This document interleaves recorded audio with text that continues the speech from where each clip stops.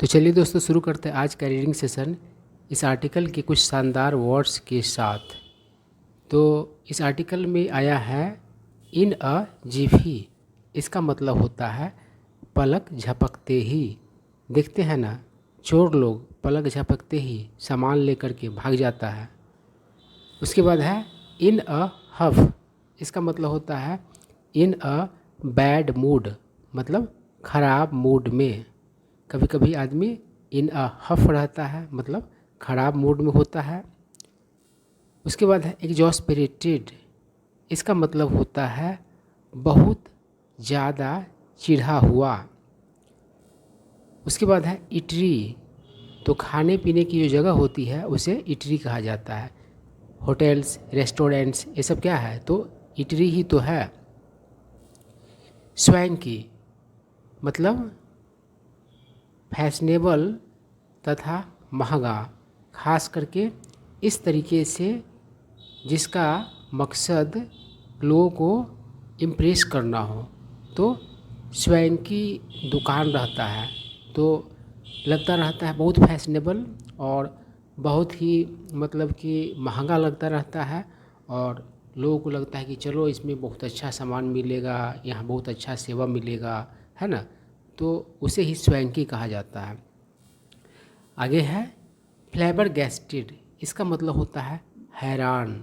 ठीक है, मान लो आप सिनेमा हॉल के बाहर खड़े हो और आपके पेरेंट्स मिल जाए तो आप कैसा हो जाओगे? तो फ्लैबरगैस्टेड लगोगे, मतलब हैरान लगोगे। आपको तो एकदम हैरानी हो जाए कि अरे ये लोग यहाँ पर क्या कर रहे हैं। ठीक है। उसके बाद है एस्क्रम्पशस। इसका मतलब होता है स्वादिष्ट। उसके बाद है प्रीमिसेस। प्रेमिसेस मतलब होता है परिसर, मतलब किसी चीज़ का कैंपस। जैसे कॉलेज का प्रेमिसेस है तो कॉलेज का कैंपस है ना। बिल्डिंग्स सहित जो भी मतलब कि आसपास का एरिया है उसका, कॉलेज का अपना, सबको परिसर कहा जाता है, प्रेमिसेस कहा जाता है। उसके बाद है जेस्चर। इसका मतलब होता है हाव भाव। ठीक है। उसके बाद है रिग्रेट। इसका मतलब होता है अफसोस करना। अब चलिए आर्टिकल पढ़ते हैं। क्या कह रहा है? Hotels and restaurants offer a wide array of experiences.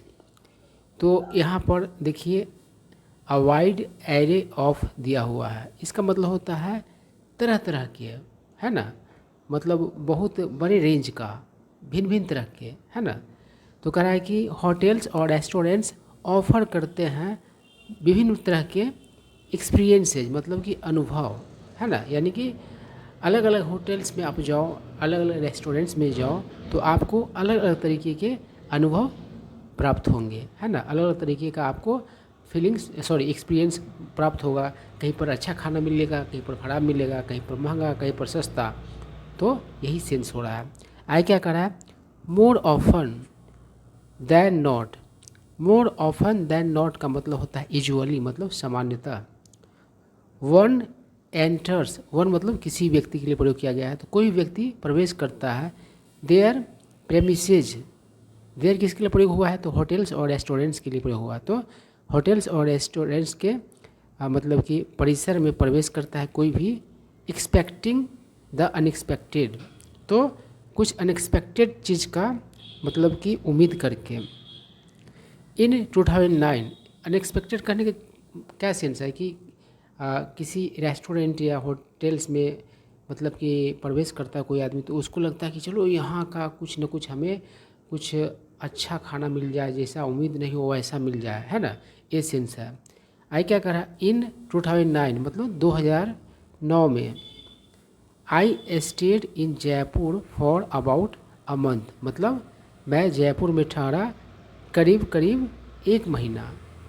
At a laws, एक लॉज में। ऑफ मिर्ज़ा इस्माइल रोड, मतलब मिर्ज़ा इस्माइल रोड से दूर। ठीक है ना। आई क्या करा? वन डे, एक दिन।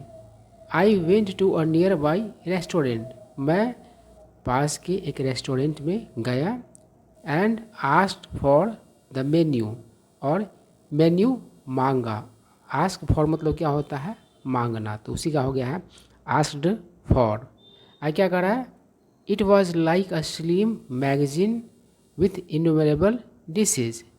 तो वो जो मेन्यू था कैसा था, तो पतला था, मैगजीन की तरह है ना, मतलब पतला मैगजीन होता उसकी तरह था।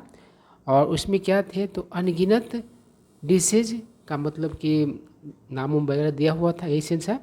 डिश मतलब थाली भी होता है, डिश मतलब व्यंजन भी होता है, मतलब जो भी मतलब मेन्यू होता है तो उसमें डिश मेंशन किया गया रहता है कि ये खाना उपलब्ध है हमारे यहाँ, यही सेंस है।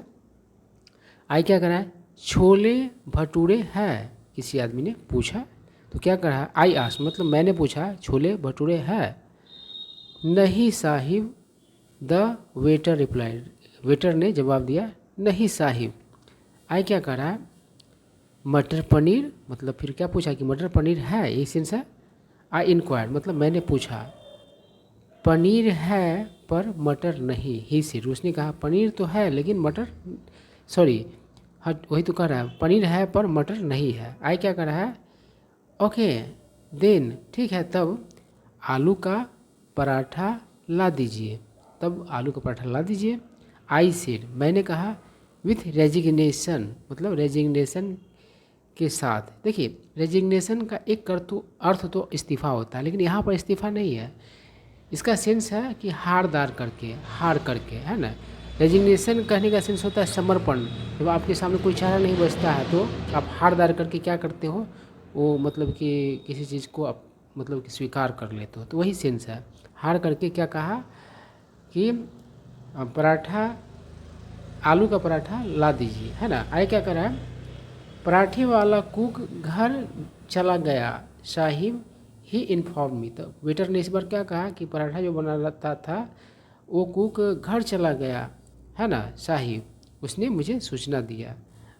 कैसा रेस्टोरेंट में घुस गए हो भाई, तो फिर खा के क्या आओगे, दाल भात। चलो आई क्या कह रहा, एग्जॉस्परेटेड मतलब हम लोग इस वर्ड को पहले ही डिस्कस कर चुके हैं कि अत्यधिक चिढ़ा हुआ है ना, मतलब अत्यधिक चिढ़ कर, यही सेंस है यहाँ पर। आई कॉल्ड द मैनेजर मैंने मैनेजर को बुलाया, एंड आस्क्ड और पूछा, weather he had a lock कि क्या तुम्हारे पास ताला है। बैफल्ड, बैफल मतलब कि चकित है ना, अब रेस्टोरेंट में जाओ ताला खोजने लगो तो चकित होगा ही है ना। ही सेड यस, तो चकित होकर के उसने क्या कहा, हाँ है।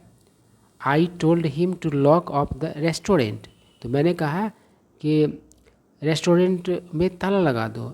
सिंस चूँकि it had nothing to offer, क्योंकि इस रेस्टोरेंट में देने के लिए कुछ नहीं, मतलब कि ऑफ़र करने के लिए कुछ नहीं है, कुछ भी खाना वाना तुम लोग ऑफ़र नहीं कर पाओगे, जो मांग रहा है मतलब कस्टमर दे ही नहीं पा रहे तो लॉक कर दो, यही सेंस है। आई क्या करा, हाउएवर हालांकि, he did not take offence at my caustic remark, हालांकि उसने मेरे, देखिए टेक ऑफेंस का अर्थ होता है अपमानित महसूस करना, हालांकि उसने मेरे कॉस्टिक रिमार्क से रिमार्क मतलब टिप्पणी होता है ना, और कॉस्टिक मतलब होगा तीखा, तो हालांकि उसने मेरे तीखा टिप्पणी से अपमानित महसूस नहीं किया।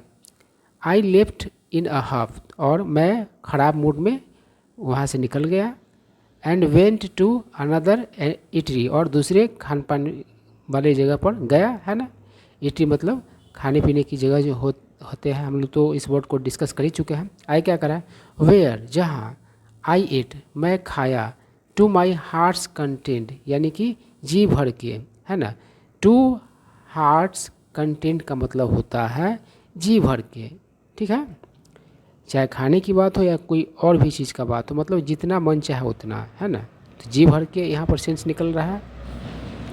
आई क्या करा, I left Jaipur after a few days and came back to Pune, तो कह रहा है कि मैं कुछ दिन के बाद जयपुर छोड़ दिया और वापस आ गया पुणे। आई क्या करा, the incident was soon forgotten, और जो घटना है जल्द क्या हो गया, तो भुला दिया गया।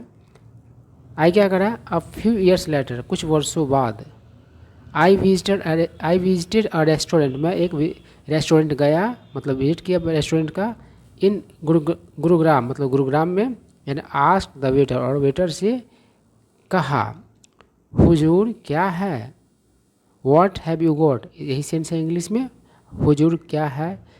आई क्या करा है, ताले के अलावा सब कुछ है, इंग्लिश में क्या होगा, except for a lock we have got everything, है ना। तो सेड समवन मतलब किसी ने कहा, फ्लेवर गैस्टेड मतलब कि हैरान, आई टर्न्ड बैक मैं पीछे मुड़ा, एंड वॉज सरप्राइज और चकित हुआ, टू सी देख करके, द मैनेजर उस मैनेजर को, हुम जिसे, I had met in Jaipur जिसे मैं जयपुर में मिला हुआ था।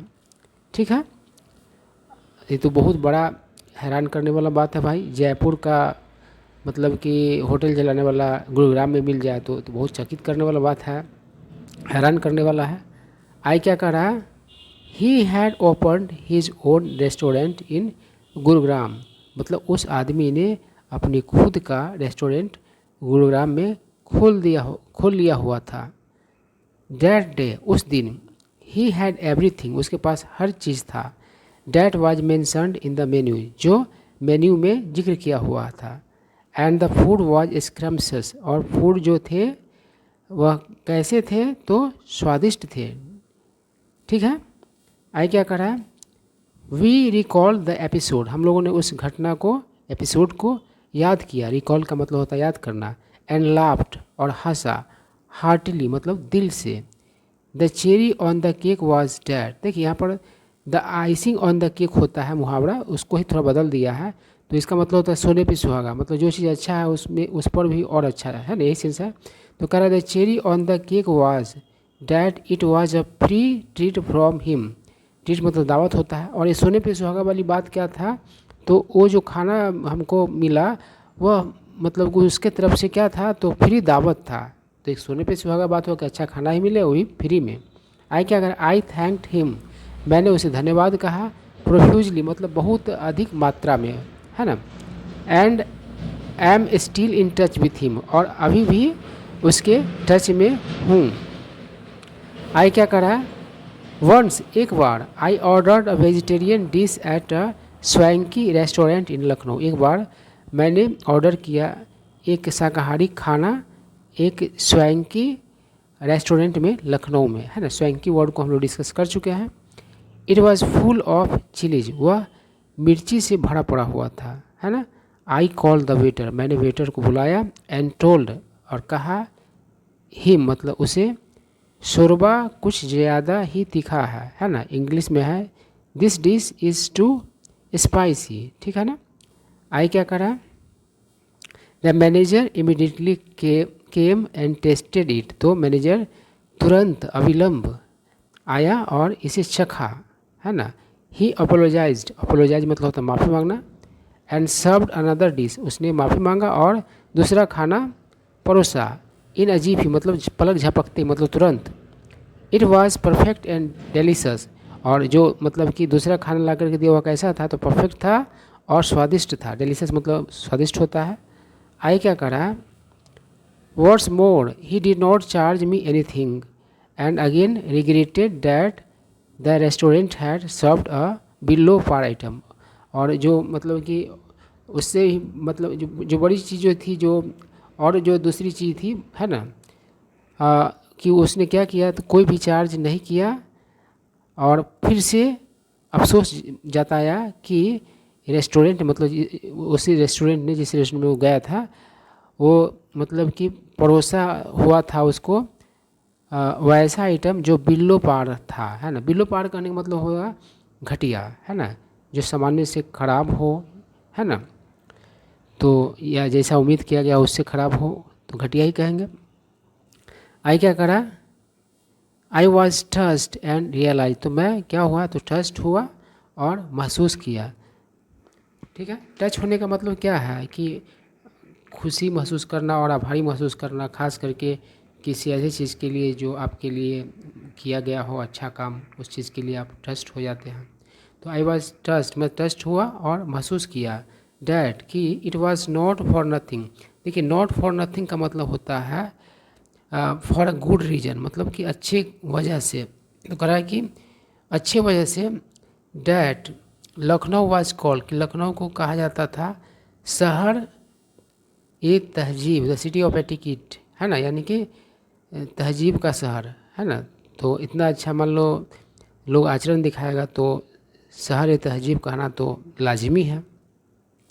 आगे क्या कह रहा है, alas these heart warming gestures are a rarity nowadays, मतलब कि आश्चर्य व्यक्त करके कह रहा है कि इस तरीके के जो हार्ट वार्मिंग है ना, गर्मजोशी भरा जो आव भाव है वे आजकल क्या है तो रेयरिटी है, मतलब कि दुर्लभ चीज़ है ना।